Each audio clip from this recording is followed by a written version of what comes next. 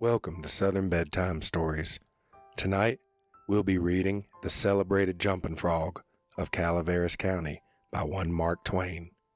Now let's get y'all tucked in. In compliance with the request of a friend of mine who wrote me from the East, I called on good-natured, garrulous old Simon Wheeler and inquired after my friend's friend, Leonidas W. Smiley, as requested to do, and I hereunto append the result. I have a lurking suspicion that Leonidas W. Smiley is a myth, that my friend never knew such a personage, and that he only conjectured that if I asked Wheeler about him, it would remind him of his infamous Jim Smiley, and he would go to work and bore me to death with some exasperating reminiscence of him, as long and as tedious as should be useless to me. If that was the design, it succeeded. I found Simon Wheeler dozing comfortably by the bar stove of a dilapidated tavern in the decaying mining camp of Angels, and I noticed that he was fat and bald-headed, and had an expression of winning gentleness and simplicity upon his tranquil countenance. He roused up and gave me a good day. I told him a friend of mine had commissioned me to make some inquiries about a cherished companion of his boyhood named Leonidas W. Smiley, Reverend Leonidas W. Smiley, a young minister of the gospel, who he had heard was at one time a resident of Angel's Camp. I added that if Mr. Wheeler could tell me anything about this Reverend Leonidas W. Smiley, I would feel under many obligations to him. Simon Wheeler backed me into a corner and blockaded me there with his chair, and then sat down and reeled off the monotonous narrative which follows this paragraph. He never smiled. He never frowned. He never changed his voice from the gentle flowing key to which he tuned his initial sentence. He never betrayed the slightest suspicion of enthusiasm, but all through the interminable narrative there ran a vein of impressive earnestness and sincerity which showed me plainly that, so far from his imagining that there was anything ridiculous or funny about his story, he regarded it as a really important matter, and admired its two heroes as men of transcendent genius and finesse. I let him go on his way, and never interrupted him once. Quote, Reverend Leonidas W. Him. Reverend, well, there was a feller here once by the name of Jim Smiley in the winter of 49, or maybe it was the spring of 50. I don't recollect exactly. Somehow, though what makes me think it was one or the other is because I remember the big flume warn't finished when he first come to the camp. But anyway, he was the curious man about town, always betting on anything that turned up you ever see. If he could get anybody to bet on the other side, and if he couldn't change sides, any way that suited the other man would suit him. Anyway, just so he got a bet, he was satisfied. But he was lucky, uncommon lucky. He most always come out winner. He was always ready and laying for a chance. There couldn't be no sultry thing but that feller offered to bet on and take ary side you please, as I was just telling you. If there was a horse race, you'd find him flush, or you'd find him busted at the end of it. If there was a dog fight, he'd bet on it. If there was a cat fight, he'd bet on it. If there was a chicken fight, he'd bet on it. Why, if there was two birds sitting on a fence, he would bet you which one would fly first. Or if there was a camp meeting, he'd be the regular to bet on Parson Walker, which he judged to be the best exhorter around here. And so he was, too, and a good man. If he even see a straddle bug start to go anywheres, he would bet you how long it would take him to get to wherever he was going. And if you took him up, he'd follow that straddle bug to Mexico, but what he would find out where he was bound for and how long he was on the road. Lots of the boys here had seen that Smiley and can tell you about him. Why, it never made no difference to him. He'd bet on anything, dangdest feller. Parson Walker's wife laid very sick once for a good while, and it seemed as they weren't going to save her. But one morning he come in, and Smiley up and asked him how she was, and he said she was considerable better, thank the Lord for his infinite mercy, and coming on so smart that with the blessing of Providence she'd get well yet. And Smiley, for he thought, says, well, I'll rest 2.5 she don't anyways. This your Smiley had a mare. The boys called her the 15-minute nag, That was only in fun, 'cause of course she was faster than that. And he used to win money on that horse, or all she was slow and always had the asthma or the distemper or the consumption or something of that kind. They used to give her 200 or 300 yards start and then pass her underway, but always at the fag end of the race, she'd get excited and desperate like and come cavorting and straddling up and scattering her legs round limber, sometimes in the air and sometimes out to one side amongst the fences, and kicking up more dust and raising more racket with her coughing and sneezing and blowing her nose, and always fetch up at the stand just about a neck ahead, as near as you could cipher it down. And he had a little small bullpup that to look at him you'd think he weren't worth a cent but to sit round and look ornery and lay for a chance to steal something.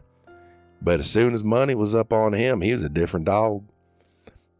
His underjaw would begin to stick out like the forecastle of a steamboat, and his teeth would uncover and shine like the furnaces. And a dog might tackle him and bully-rag him and bite him and throw him over his shoulder 2 or 3 times, and Andrew Jackson, which was the name of the pup, Andrew Jackson would never let on but what he was satisfied, and he hadn't expected nothing else. And the bets being doubled and doubled on the other side all the time, till the money was all up. Then all of a sudden he'd grab that other dog just by the gent of his hind leg and freeze to it. Not chaw, you understand, but only just grip and hang on till they throwed up the sponge, if it was a year. Smiley always come out winner on that pup, till he harnessed a dog once that didn't have no hind legs, 'cause they'd been sawed off in a circular saw, and when the thing had gone long far enough and the money was all up, and he come to make a snatch for his pet Holt, he see in a minute how he's been imposed on and how the other dog had him in the door, so to speak. And he peered surprised and he looked sort of discouraged like and didn't try no more to win the fight, so he got shucked out bad. He gave Smiley a look as much as to say his heart was broke and it was his fault for putting up a dog that hadn't no hind legs for him to take a hold of, which was his main dependence in a fight. And then he limped off the piece and laid down and died. He was a good pup, that Andrew Jackson, and he would have made a name for himself had he lived. For the stuff was in him, and he had genius. I know it, 'cause he had no opportunities to speak of, and it don't stand to reason that a dog could make so much a fight as he could under them circumstances if he hadn't no talent. It always makes me feel sorry when I think of that last fight of his'n and the way it turned out. Well, this year Smiley had rat terriers and chicken cocks and tomcats and all them kind of things, till you couldn't rest and you couldn't fetch nothing for him to bet on but he'd match you. He catched a frog one day and took it home and said he calculated to educate him so he'd never done nothing for 3 months but sit in his backyard and learn that frog to jump. And you bet he did learn him too. He'd give him a little punch behind, and next minute you'd see that frog whirling in the air like a donut, see him turn one somerset or maybe a couple. He got a good start and come down flat-footed and all right like a cat. He got him up so in the matter of catching flies and kept him in practice so constant that he'd nail a fly every time as far as he could see him. Smiley said all the frog wanted was education, and he could do most anything, and I believe him. Why, I seen him set Dan LeWebster down here on this floor. Dan LeWebster was the name of the frog, and sing out, "Flies, Dan, flies," and quicker'n you can wink, he'd spring straight up and snake a fly off in the counter there and flop down on the floor again and as solid as a gob of mud and fall to scratching the side of his head with his hind foot as indifferent as if he had no idea.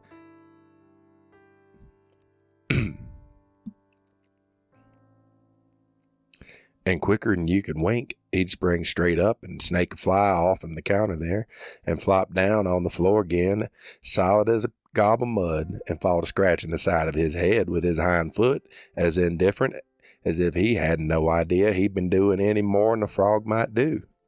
You'd never seen a frog so modest and straightforward as he was, for all he was so gifted. And when it came to fair and square jumping on a dead level, he could get over more ground at one straddle than any animal of his breed you ever see. Jumping on a dead level was his strong suit, you understand. And when it came to that, Smiley would ante up money on him as long as he had a red. Smiley was monstrous proud of his frog, and, well, he might be, for the fellers that had traveled and been everywheres all said he laid over any frog that they'd ever seen. Well, Smiley kept the beast in a little lattice box, and he used to fetch him downtown sometimes and lay for a bet. One day, a feller, a stranger in the camp he was, come across him with his box and says, "What might it be you got in the box?" And Smiley says, sorter indifferent like, "It might be a parrot, or it might be a canary maybe, but it ain't. It's only just a frog." And then the feller took it, looked at it careful, and turned it round this way and that, and says, "So 'tis. Well, what's it good for?" "Well," Smiley says, easy and careless, "he's good enough for one thing, I should judge. He can now jump any frog in Calaveras County." Feller took the box again and took another long, particular look and gave it back to Smiley and says, very deliberate, "Well," he says, "I don't see no points about that frog that's any better than any other frog." "Maybe you don't," Smiley says. "Maybe you understand frogs and maybe you don't understand them. Maybe you've experienced and maybe you ain't only amateur, as it were. Anyways, I got my opinion, and I'll risk $40 he can outjump any frog in Calaveras County."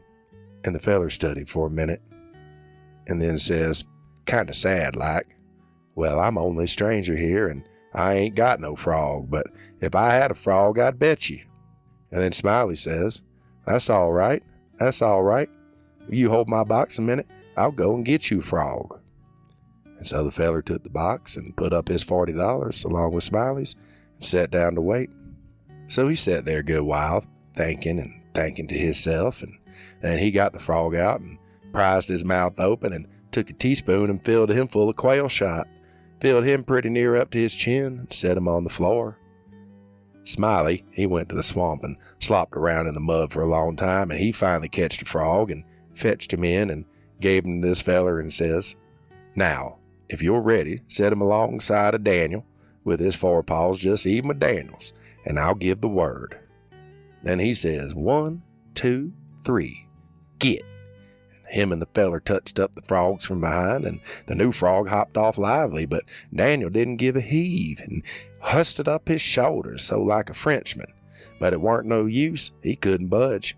He was planted as solid as a church, and he couldn't no more stir than if he was anchored out. Smiley was a good deal surprised, and he was disgusted too, but he didn't have no idea what the matter was, of course. The feller took the money and started away, and when he was going out at the door, he sort of jerked his thumb over his shoulder, so at Daniel, and says again, very deliberate, "Well," he says, "I don't see no points about that frog that's any better than any other frog." Smiley, he stood scratching his head and looking down at Daniel a long time, and at last he says, "I do wonder what in the nation that frog throwed off for. I wonder if there ain't something the matter with him. He 'pears to look mighty baggy somehow."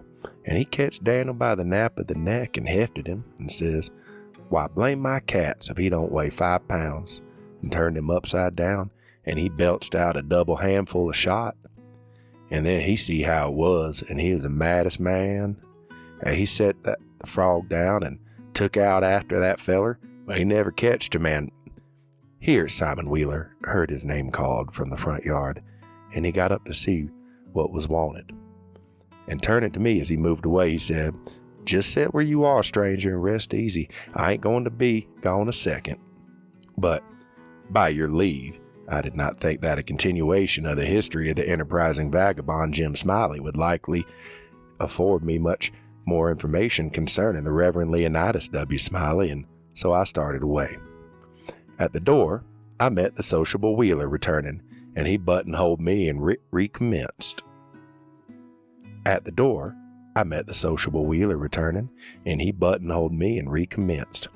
Well, this here Smiley had a yaller one-eyed cow that didn't have no tail, only just a short stump like a banana, and, however, lacking both the time and inclination, I did not wait to hear about the afflicted cow, but took my leave.